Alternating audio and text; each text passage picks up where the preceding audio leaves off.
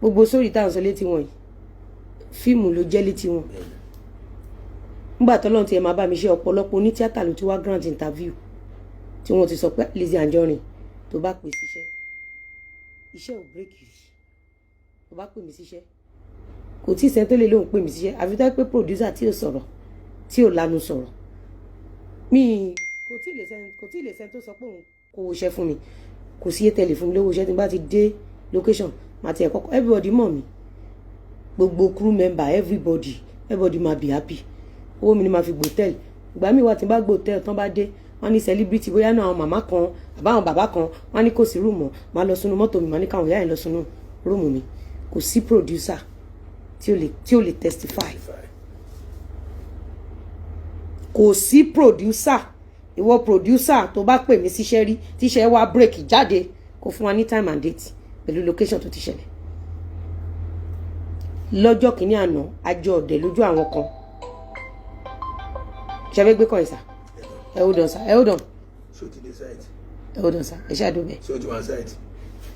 ṣe set wa number ṣe owó àmì ẹ jẹ́ kọ́ sọ̀tọ̀ fún mi ní 10 minutes mo wà meeting ṣe site wa number àbí site mi ìṣẹ́pọ̀ ṣe ṣe àwọn sìtá náà ni another iṣẹ́ ọlọ́wà fún iṣẹ́ kò tí ì sí producer tó máa lóun pè mí síṣẹ́ wọ́n máa ń rò pọ̀ dẹ̀ ní mi ní lánàá wọ́n rò pé mo gọ̀ òun ló bá wa débi tá a délé ni nígbà tá à ń ṣe fẹ́ǹsì yẹn lọ sister send owó sister ò send owó mo ń ṣiṣẹ́ wọn lọ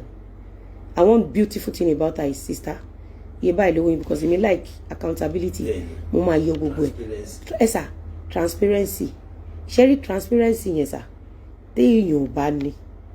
tó o bá jẹ wọ́n náírà lára èèyàn jẹ́ kó mọ̀ pé mo jẹ wọ́n náírà lára ẹ̀ people may see me as even tí n bá ń taṣọ ẹlòmíì máa ní aṣọ Lizzy wọn wọ aṣọ Lizzy wọn ṣe rí níbòmí aṣọ Lizzy tó wọ́n yẹn ṣọ́ọ̀fẹ́ ni mo fi sọ́ọ̀sì fún nǹkan tó unique táṣọ Lizzy bá cheap aṣọ tí Lizzy ń ta kílétà ṣe máa rí lọ́wọ́ yín kílétà ṣe rí kílétà yìí ò ṣe lè sọ wípé price báyìí ni. Good are not always cheap. Good things are not always cheap. Why cheap are not always good. ṣó ti yé sà so èmi máa jẹ́ kó sista iye ta náà rè títí mọ́ àwọn equipment kan wà bẹ́ẹ̀ yẹn torí bí mo ṣe rí bí sista yẹn ṣe jẹ́ pé èèyàn lọ́rùn ni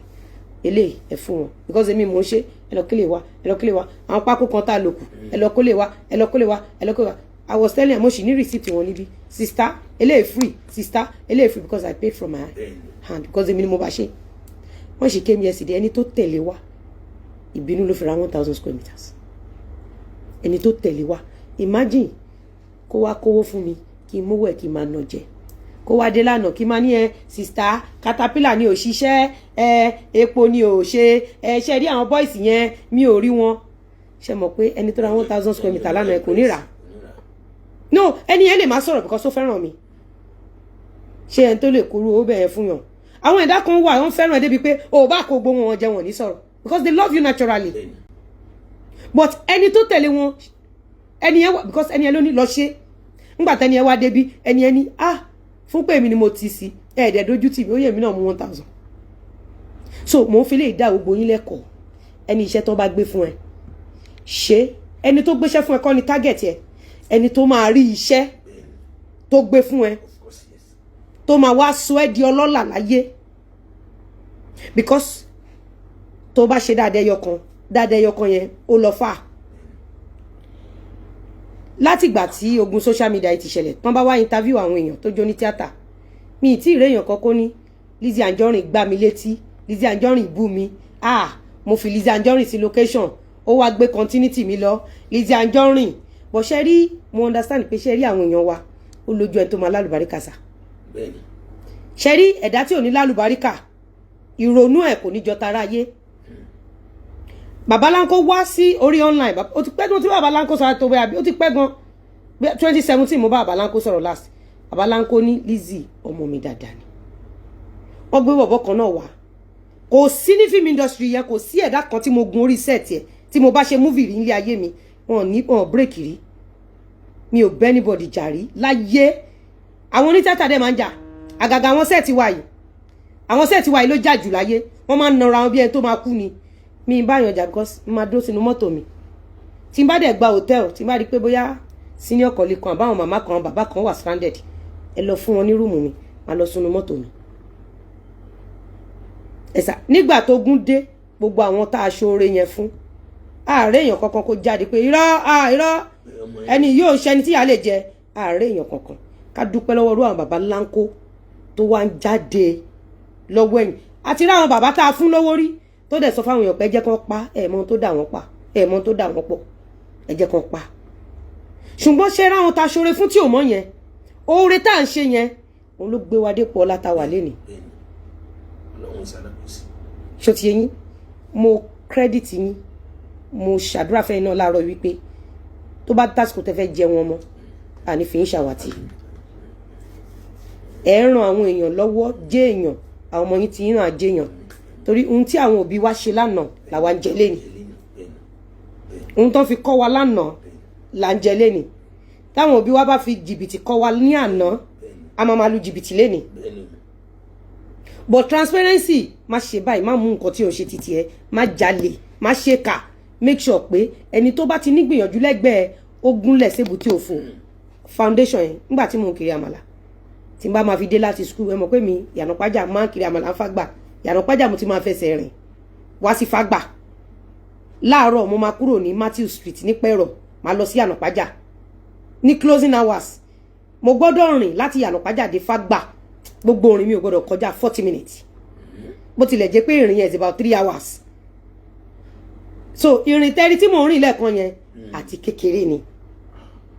bẹ́ẹ̀ ṣe mò ń rìn lẹ́ẹ̀kan yẹn tẹ́ pé mò ń rìn bí ológun yẹn àti kékeré ni because from Ìyànà Pájà Girls High School to Fágbà gbogbo orin mi ò gbọ́dọ̀ ju 45 minutes so láàrin 45 minutes a ti ń lọ sọ́wọ́ 3 a máa close ní 2 a ti ń lọ sọ́wọ́ 3 àwọn tó fẹ́ kiri àmàlọ́sàn wọ́n ti gbéra ní 12 wọ́n ti gbéra ní 12 ní 3 tẹ́mi ṣe ń dé tí mo fẹ́ bẹ̀rẹ̀ àmàlà mi yẹn ẹlòmíì ti ń darí bọ̀ but kí ló mú mi yàtọ̀ màmá mi ò ní tó bá dórí ìkiri bá títí wọn jẹ́ àwọn tó ti gbéra látago 12 yẹn màmá mi ò ní ibi tó ti ń kiri àmàlà àwọn tó ń kiri àmàlà lọ́bẹ̀ tó bá débẹ̀ bá tí wọn jẹ́ èmi àti màmá mi jókòó màmá mi ní ó mọ nǹkan tó máa ṣe àwọn egungun tá a máa yọ ẹran lára ẹ̀ yẹn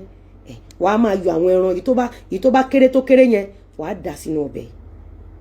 ọbẹ̀ tí ẹ máa lè ní ẹran extra so ẹni tó rówó jẹran o ẹni tí ò rówó jẹran o ajẹran nínú ọbẹ̀ yẹn then mo máa ń focus lórí ẹni tí ò rówó ra ẹran torí ẹni tí ò rówó ra ẹran tẹ́ ẹ bá fún lẹ́ran kò ní gbàgbé yín nígbà tó bá rówó bẹ̀rẹ̀ sí ní pa ẹran jẹ aràn ti ẹni tó ń fún lẹ́ran ńgbà tí ò ní that has been a great secret I got from my mother and is working for me up till now kò sẹ́ni tó máa gbé Fágbà tó máa sọ pé òun mọ̀ mí ìgbà tí mò ń kiri àmàlà kò sẹ́ni tó máa lọ sí Girls High School tó máa sọ pé òun ò mọ̀ mí kò sẹ́ni tó máa gbé Pẹ̀rọ̀ tó máa sọ wípé òun ò mọ̀ mí ní Pẹ̀rọ̀ kò tí ì sí kò dẹ̀ sẹ́ni tó máa jáde tó máa ní irọ́ ni ó jẹ́ máa fẹsẹ̀ láti Matthew lọ sí Ìyànà Pájà padà sí Fágbà gbogbo training yẹn ló gbé wa dé ni gbogbo kárẹ́ ni tí ò lẹ́ran lọ́bẹ̀ ká fún lẹ́ran yẹn ṣùgbọ́n lọ́jọ́ tèmi kò pay torí gbogbo àwọn tá a fún lẹ́ran ló dàbí ẹni tó dìde ogun a máa ń ṣẹ́gun torí àdàbí ẹran tá a fún wọn ó ń padà ṣiṣẹ́ fún wa so mo fàsìkò yìí sọ fún gbogbo ẹ̀yin èèyàn tí èèyàn bá gbéṣẹ́ fún yín pé kẹ́ bóun ṣe ẹ bá wọn ṣe